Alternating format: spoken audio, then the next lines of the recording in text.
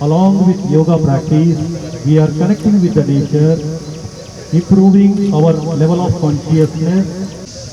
Exhale, come back. One more round.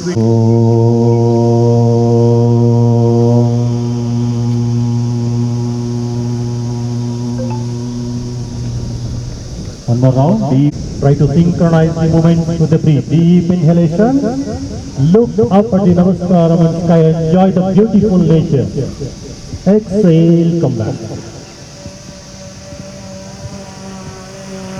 Slowly. Right foot 90 degrees. Exhaling, try to hold your ankle, right ankle. Look up at your left palm.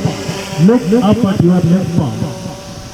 Nandi ಬೆಟ್ಟದ ತಪ್ಪಲಿನಲ್ಲಿ ಹರಿತ್ ಯೋಗದ ಒಂದು ಪ್ರಯೋಗವನ್ನು ಆಚರಿಸ್ಲಿಕ್ಕೋಸ್ಕರ ನಾವಿಲ್ಲಿ ಸೇರಿದ್ದೀವಿ. ಈ ಹರಿತ್ ಯೋಗ ಅಂದರೆ ನಾವು ಕನ್ನಡದಲ್ಲಿ ಅದನ್ನು ಹಸಿರು ಯೋಗ ಅಂತ ಕರಿಬೋದು.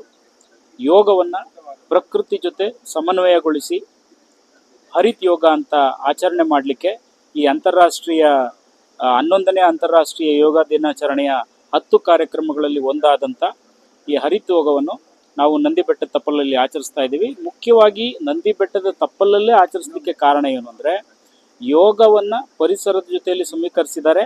ಹಾಗಾಗಿ ನಂದಿ ಬೆಟ್ಟ ಅಂದರೆ ಪರಿಸರ, ಅದಕ್ಕೆ ಅದರದೇ ಆದಂಥ ಜೀವವೈವಿಧ್ಯ, ಸಸ್ಯ ವೈವಿಧ್ಯ, ಅದರದೇ ಆದಂಥ ಒಂದು ವಿಶಿಷ್ಟವಾದಂಥ ಪ್ರಕೃತಿ ಸಂಪತ್ತನ್ನು ಹೊಂದಿರುವಂಥ ಈ ತಾಯಿಯ ಮಡಿನಲ್ಲೇ ನಾವು ಈ ಹರಿತ್ ಯೋಗವನ್ನು ಆಚರಿಸೋದು ಅರ್ಥಪೂರ್ಣ ಅಂತೇಳಿ ನಾವು ಇವತ್ತೆಲ್ಲ ಸೇರಿ ಈ ಹರಿತ್ ಯೋಗವನ್ನು ಆಚರಿಸಿದ್ದೀವಿ. ಇದೊಂದು ರೀತಿಯಲ್ಲಿ ಯುವಕರಿಗೆ ಸಂದೇಶ.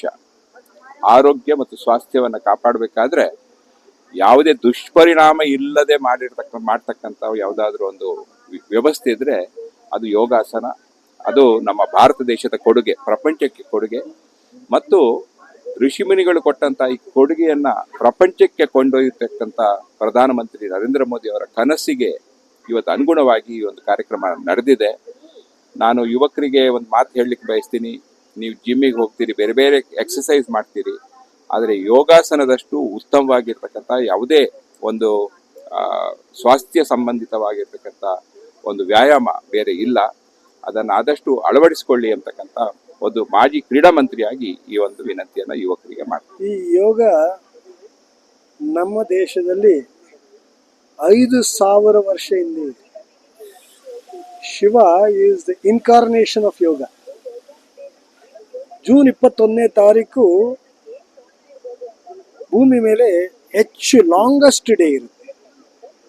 ಅದನ್ನು ನಾವು ಯೋಗ ಡೇ ಅಂತ ಆಚರಿಸ್ತೀವಿ. ಯಾಕಂದರೆ ಆ ದಿವಸ ಶಿವ ಅವರ ಭಕ್ತರಿಗೆ ಯೋಗ ಪ್ರಚಾರ ಮಾಡಿ ಅವ್ರಿಗೆ ಯೋಗ ಅಭ್ಯಾಸ ಕಲಿಸ್ತಾರೆ. ನಾನು ಮಕ್ಕಳಿಗೆ ಪಾಠ ಮಾಡುವಾಗ ಮೊದಲನೇ ಇದು ಅವರಿಗೆ ಹೇಳ್ತಾ ಇರೋದು, ಸಪ್ತ ಸೂತ್ರಗಳನ್ನು ಅಭ್ಯಾಸ ಮಾಡಿಕೊಳ್ಬೇಕು. ಆ ಸಪ್ತ ಸೂತ್ರಗಳು ಯಾವುದಂದರೆ, a sound body, a sound mind. Sound body ಬೇಕಂದರೆ ಹಠ ಯೋಗ, ಸಿಂಪಲ್ ಎಕ್ಸಸೈಸ್, ಆ ಯೋಗವನ್ನು ಅಭ್ಯಾಸ ಮಾಡಬೇಕು. ಮತ್ತು ನಮ್ಮ ಮನಸ್ಸು ಕಾಮ್ ಆಗಿರ್ಬೇಕಂದ್ರೆ ಇದೇನು ಮೆಡಿಟೇಷನ್ ಇಸ್ ರಿಕ್ವೈರ್ಡ್. ಹಾರ್ಟ್ ಭಾಳ ಚೆನ್ನಾಗಿ ಕೆಲಸ ಮಾಡಬೇಕಂದ್ರೆ ಯು ಹ್ಯಾವ್ ಟು ವಾಕ್. ನಮ್ಮ ಶ್ವಾಸಕೋಶವನ್ನು ಹೆಲ್ತಿಯಾಗಿ ಇಟ್ಕೊಳ್ಬೇಕಂದ್ರೆ ಅದಕ್ಕೆ ಪ್ರಾಣಾಯಾಮ ಬೇಕು. ಮತ್ತು ಸಾತ್ವಿಕ ಫುಡ್ ಅಂದರೆ ಭಾಳ ಎಣ್ಣೆ ಪದಾರ್ಥಗಳು ಅದು ಇದು ಉಪಯೋಗಿಸ್ಕೊಳ್ಳೋದು. ನಾನು ಹೇಳ್ತಾ ಇರ್ತೀನಿ ನಮ್ಮ ಮಕ್ಕಳಿಗೆ, no coffee, no tea, no alcohol, no drugs and no tobacco. ಈ 5 ಬಿಟ್ಟರೆ ನೀವು ಎಲ್ಲ ಶರೀರವನ್ನು ಭಾಳ ಚೆನ್ನಾಗಿ ಇಟ್ಕೊಳ್ತೀರ. ಮತ್ತು 8 ಗಂಟೆ ನಿದ್ದೆ ಮಾಡಬೇಕು.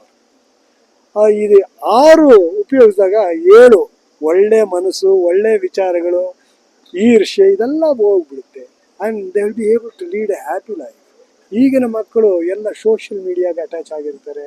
ಎಲ್ಲರೂ ಗಂಟೆಗಟ್ಟಲೆ ಅವರು ವಾಟ್ಸಪ್ಪು, ಇನ್ಸ್ಟಾಗ್ರಾಮು, ಫೇಸ್ಬುಕ್ಕು ಇದೆಲ್ಲ ನೋಡ್ತಾ ಇರ್ತಾರೆ. ಬಟ್ 1 ಅವರ್ ಆಫ್ ಯೋಗ, 1 ಗಂಟೆ ಯೋಗ ಅಭ್ಯಾಸ ಮಾಡಿದಾಗ ಅವರ ಜೀವನ ಸಾರ್ಥಕ ಆಗುತ್ತೆ. ಮತ್ತು ಅವರ ಲಾಂಜಿವಿಟಿ ಭಾಳ ಹೆಚ್ಚಾಗುತ್ತೆ.